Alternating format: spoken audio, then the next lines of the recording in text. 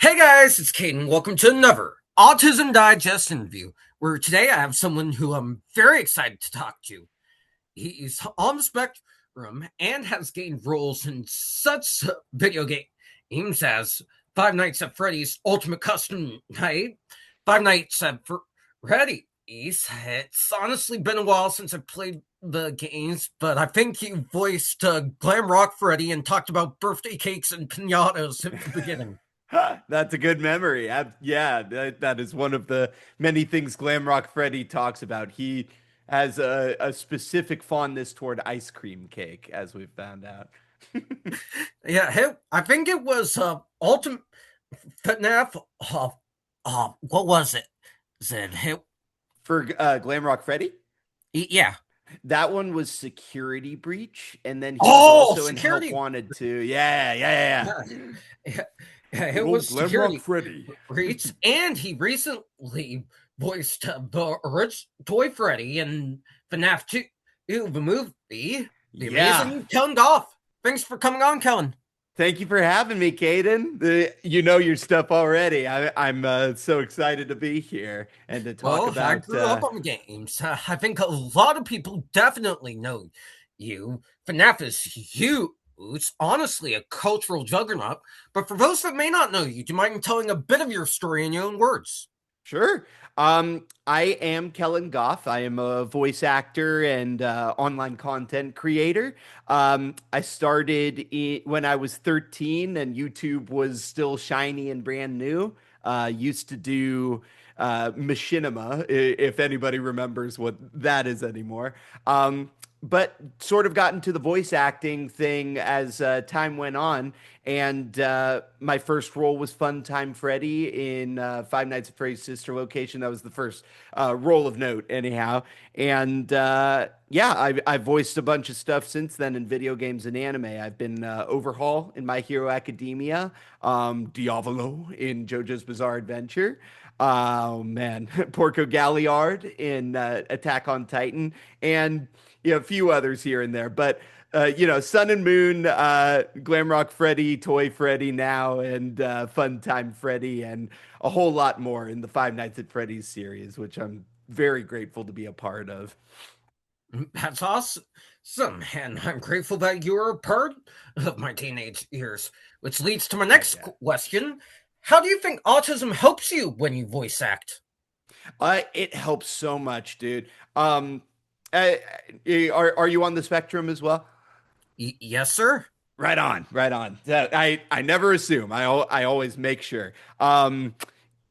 As you probably know, daily life, we tend to be acting most of the time anyway, putting on our social mask and looking at mannerisms and stuff, trying to copy what people do or at least make our own version of it. So I sort of translate that into voice acting. I take stuff that I've heard in real life or on TV or wherever else online, and I take certain aspects of it, like taking apart the ingredients of a smoothie or a donut, and I remix them into other pastries or drinks or foods or what have you.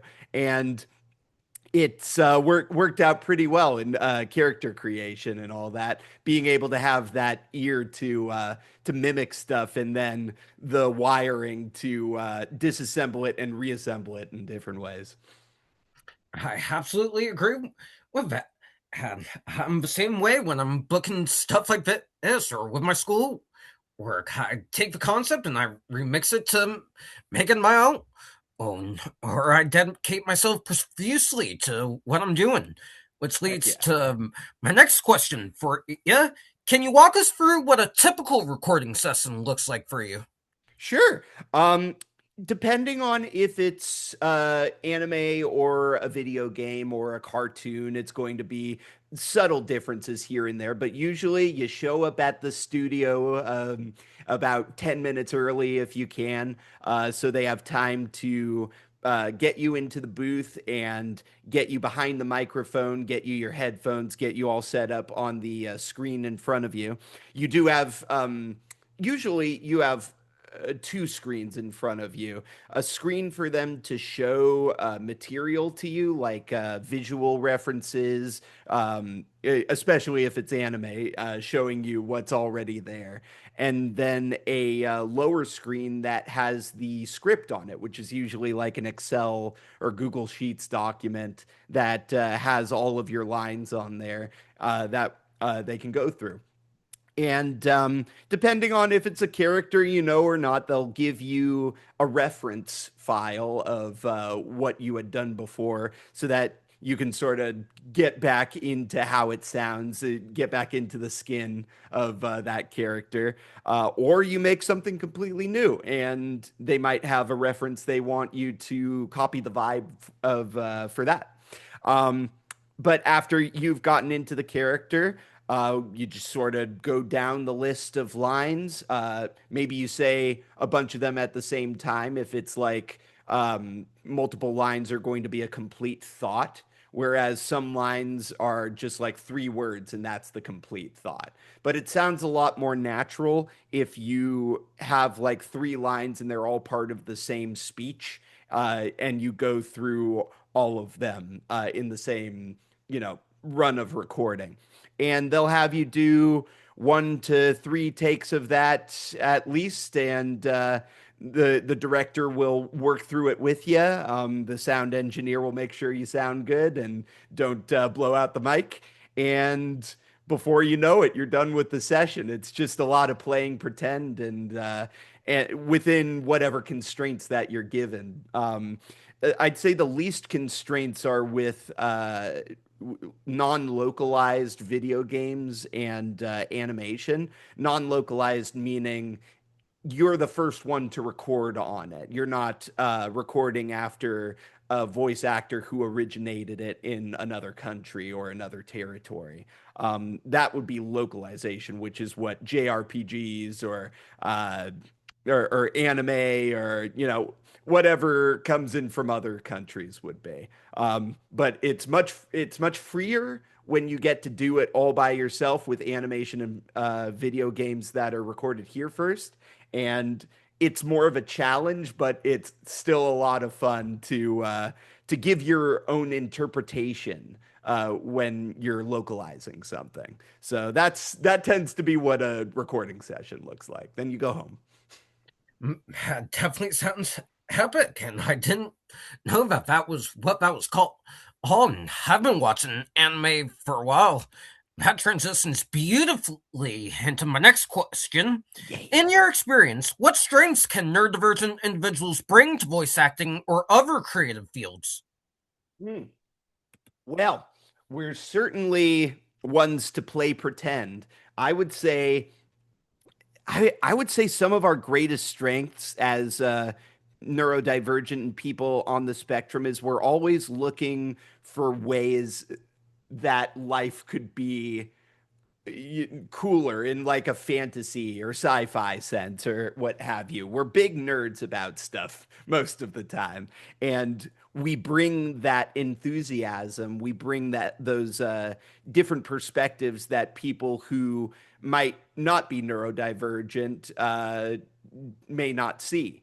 Um, we connect. I've found, and I've been told this too, that I connect dots in places where other people wouldn't have thought to see them. If I'm referencing like an obscure thing that I'm a big nerd of from the 90s or even on the internet, I've snuck a few internet memes into characters and reads at times.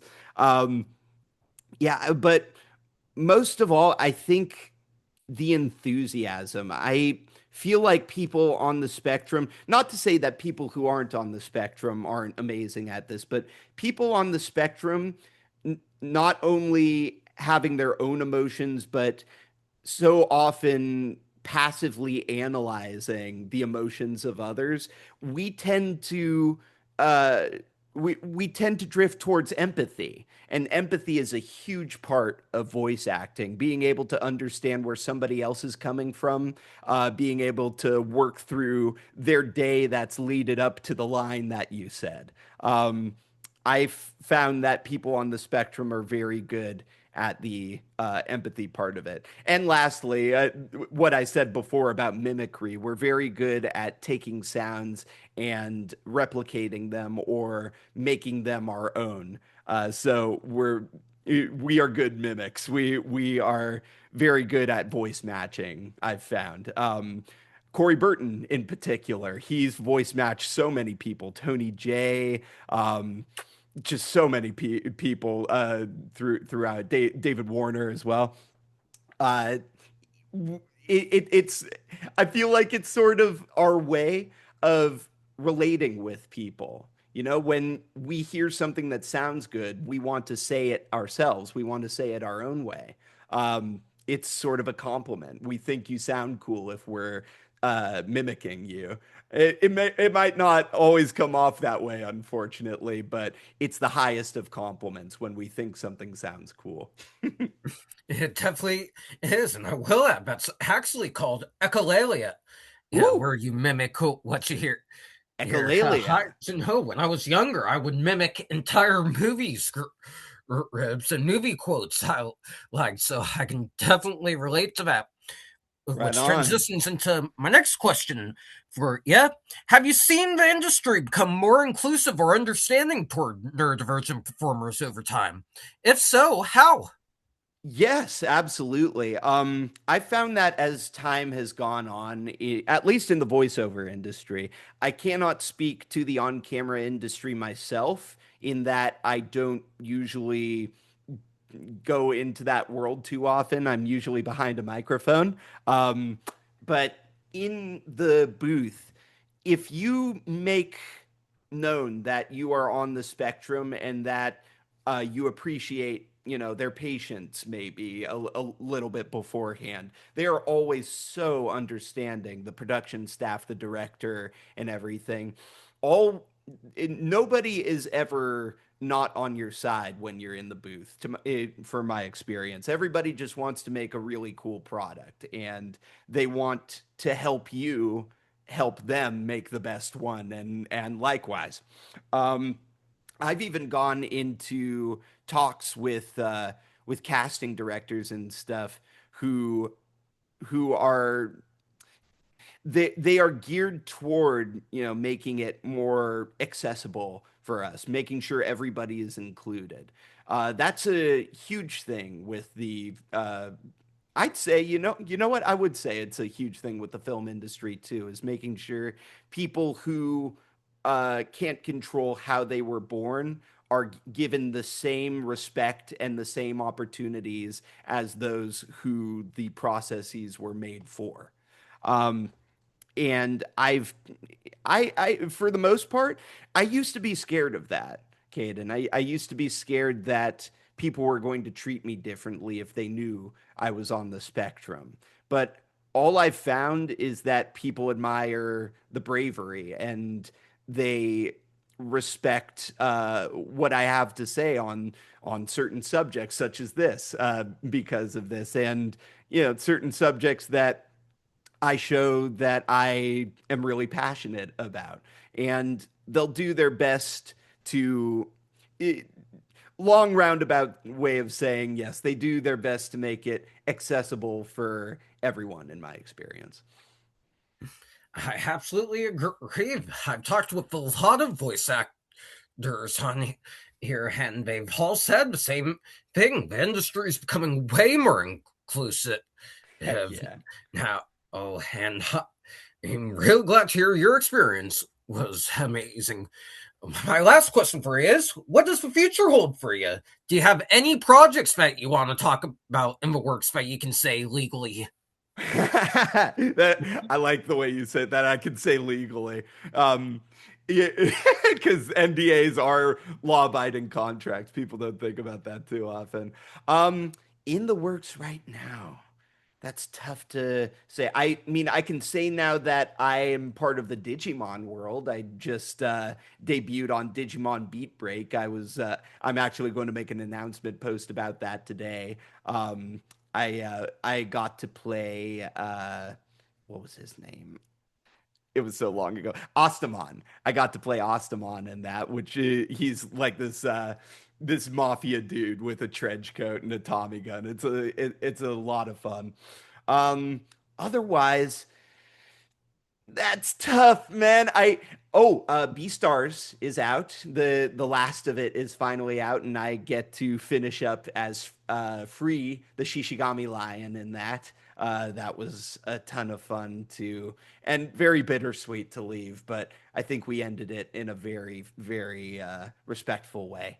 Um, Other than that, you're just gonna have to wait and see, my friend.